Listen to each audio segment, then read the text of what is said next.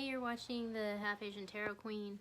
Welcome to the month of August. This is the August monthly reading. I'm going to start out with the drawing for the July giveaway, which is Mystical Shaman, which is my favorite deck right now. I'll pull.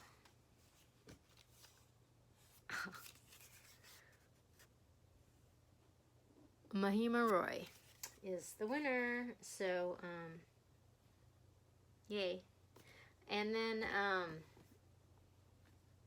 for the month of August, the giveaway is going to be the Sacred Destiny Oracle. This is a new one I'm going to start using this month. I have several decks by this author, Denise Linn, and I really like them all. Yeah, we'll get to that at the end. But we're going to start out with Mystical Shaman to get some messages for the month of August and see what August is looking like. July was pretty interesting. The message was all about crossing the bridge over troubled water, and it was just like really walking through some heavy stuff. I mean, there's a lot of heavy stuff going on in the world right now. Everyone's going through these massive changes, you know, with what's happening in the world, and it's crazy. Every time I talk to anyone, it's just like everybody's story is just so whacked out right now, you know. So we'll see where we're going for August, but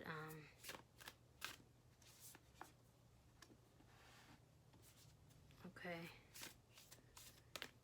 This is definitely a moment in time where we all have to kind of like make some bold moves, you know. I mean, we can't just kind of sit around and be complacent, because the world is spinning in overdrive, and you know, it's like you gotta be part of the change. Oh my gosh. Okay. Wow. All right. So it's interesting, the colors again. At the bottom of the deck, we have the Middle World. So this is a card of sort of three-dimensional reality, and just where the heavens and the earth sort of meet, you know. And there's a thing that came up with this in a reading, which I'll try to find recently, where it's just sort of like these crows represent sort of like reality, and like a reality check, or like the truth, you know, like the truth meeting reality. So it's just sort of like kind of like a moment of truth is happening, you know, because it's just sort of, there's been this like clash, you know, of just sort of like the new world and the old world sort of meeting, and there being like a lot of friction, you know, at that point. And I feel like we're all kind of at that point right now, because we're all just trying to adapt to meet the change, and it's not an easy one, you know. We're in a real difficult moment. So okay, so we've got Thunder, the Sun, and Jaguar. So these cards really speak to like big shifts and climax happening. I mean, Thunder, this is a card of like a wake-up call, you know, and this is a card of sort of like a reality check, and just sort of like boom, you know, like being confronted with sort of like a big shift, or things, you know, in the world showing up and being just like undeniable. Like you can't brush it under the rug, you can't deny it. Like this change is happening, it's in your face, and like that's just it, you know. And then we have the Sun, you know, and this is a card of just like really having to like show up, but you know, also having faith that in doing that, like things are going to work out. But this is definitely not, like I was saying before, it's not a moment to be passive, and it's not a moment to just sort of like wait and see. Like we have to kind of like, you know, put our cards on the table and like be counted, you know. And then we also have the Jaguar. So this is a card of someone who's sort of come into command of their, or mastery of their shadow element, you know. And I did a reading where this came up recently, which I'll link to, where I was talking about like this jungle cat, because that's a thing that's been like coming up for me, you know. But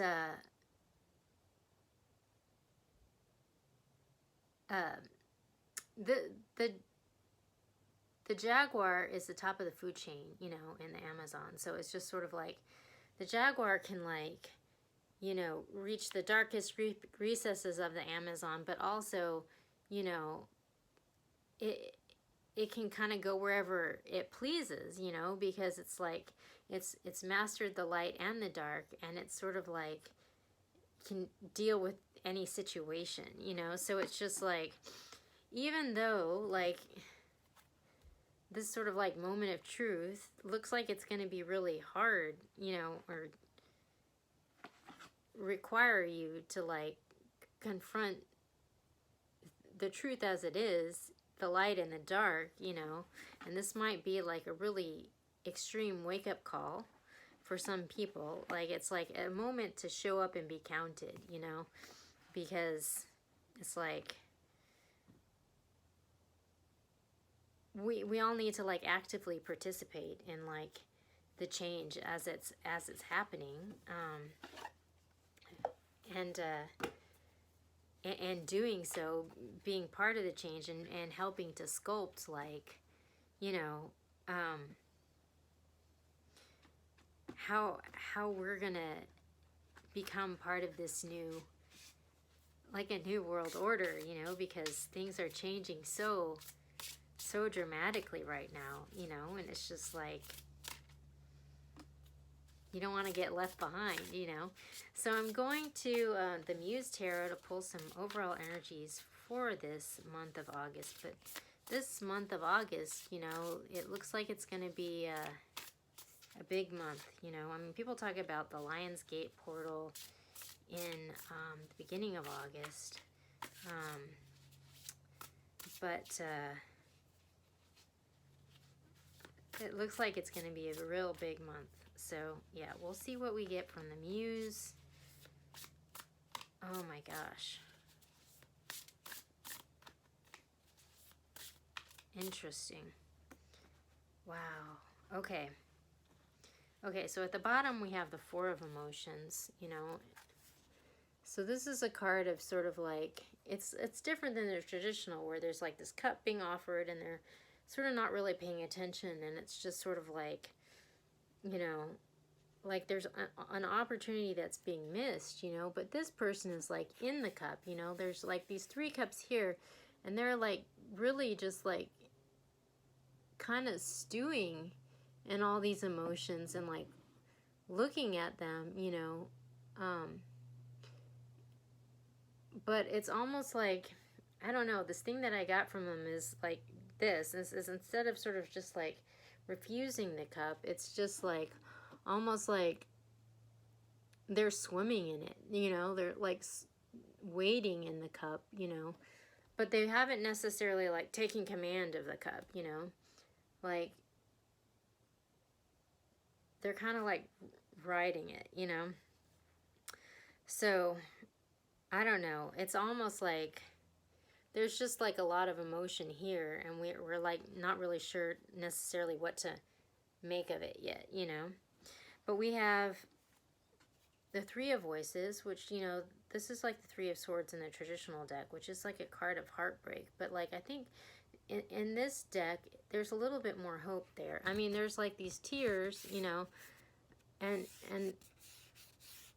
this person is sort of like kind of overwhelmed with whatever the situation is. But the thing that's kind of positive about this interpretation is just sort of like, you know, there's this heartbreak and loss, but it like fell right under this thunder, this reality check. And it's just sort of like, but the blessing that comes from that is there's like a realignment that happens, where it's just sort of like, you know, you might be having this reality check, but yet, even though it might be harsh, it's helping you to come into alignment, in a more functional way, you know? So it's just like there's this harsh reality check, you know, where there's this clash where the old world and the new world, like there's friction, you know? But this is part of that change, you know, because it's like you have to assess where things like might necessarily not be meeting up in order to like functionally move forward, you know? So it's kind of like a necessary part of actually moving forward, you know? So it's like, I mean, this suggests like actual movement and change that's happening, you know, and like profound. And then we have like the Six of Materials. So this is like the Six of Pentacles in the traditional deck, which is a card of giving and receiving and coming into balance with that, you know? So it's just sort of like interesting because that kind of really goes along with what I just said, you know? It's like there's this reality check and there's this heartbreak where like our expectations and the reality might not be actually matching up, you know, how we thought.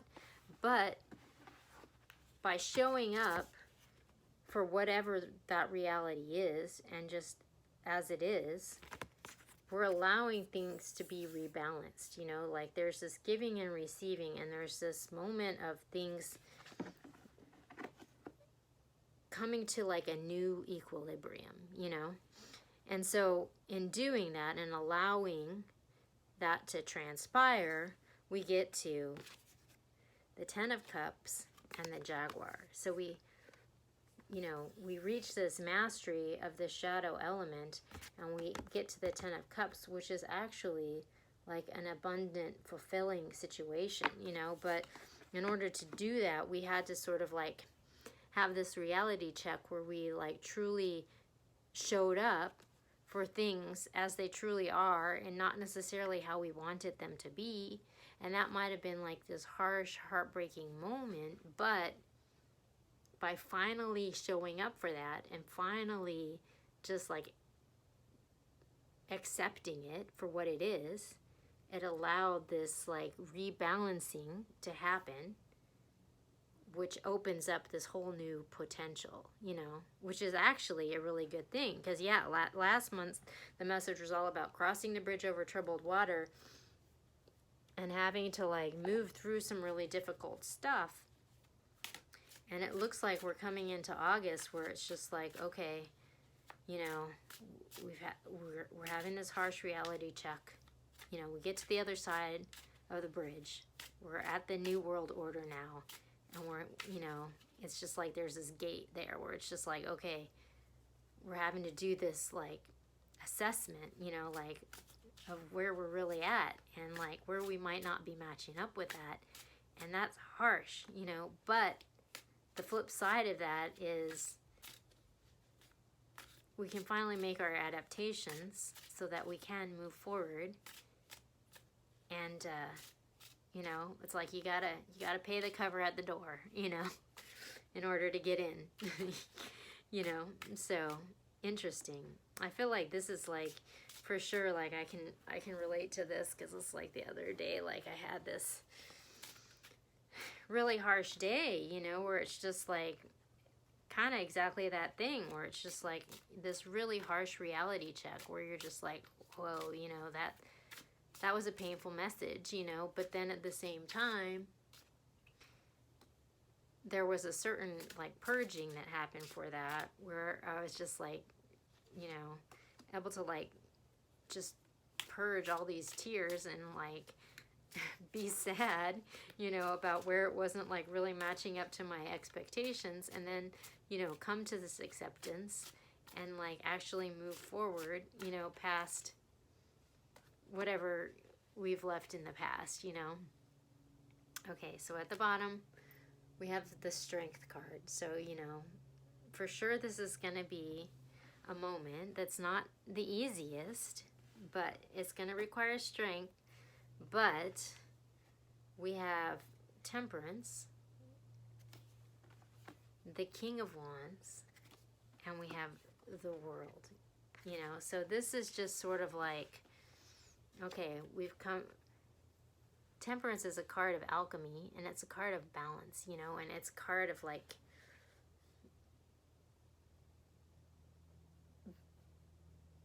having patience and being able to like move through this difficult moment, you know? So it's just like, it's difficult and it's painful, but yet we have like a certain amount of patience and, you know, gratitude around this, whatever this is. And then we have the King of Wands, which this is someone who is like a master manifester, you know, like they can take their emotions and channel them in a super functional way and manifest, you know, a desired outcome in the real world, you know? So it's just like, okay, we had this heartbreaking moment and we had this patience and gratitude for that moment, you know, and by moving through that with, you know, with that energy and that attitude, we become this master manifester, you know, because it's like an allowing that like allows things to come into balance, like by actually showing up, facing whatever that pain and whatever that disappointment and whatever that reality is. We can channel our emotions in a much more effective way so that we can move forward in a way that's more functional. And then that brings us to the New World Order. You know, this is the end of one phase and the beginning of a new phase, you know. So it's like we've now come into command of our emotions, and this is actually allowing us to enter into this era of fulfillment, you know, because by facing everything that wasn't working and wasn't functional and wasn't what we need to take forward with us into the next stage of life, you know, and letting that go, that's what that opens up the space for the new to come in, you know. And so then we get the Chariot, the Lovers, and the Two of Cups. So this is really beautiful because it's like, all right, like now we're taking charge, you know. We've opened up this space and whatever was blocking us, you know. And then we get, this is amazing, we get the Lovers and the Two of Cups. So it's like this beautiful soulmate love connection. It's almost like that's like allowed to come in now because we've like opened up this space for it by clearing out what was not serving us, you know. Wow, this is really interesting, you know. And it's interesting because it's like we have at the bottom of the deck this Four of Emotions, which is typically someone who's like kind of like has this cup of love being offered, but they're like not taking it, or they're not like necessarily seeing the opportunity. And yet we're like moving towards this energy, you know. So I'm going to pull 3 cards from the Muse Tarot to see some guidance about how we're going to move through this month, because it looks like we're almost going from this place of like sitting on the fence to like opening up the space for this beautiful connection to come in, you know. Oh my gosh. Oh my gosh. This is actually really good. Okay. Wow.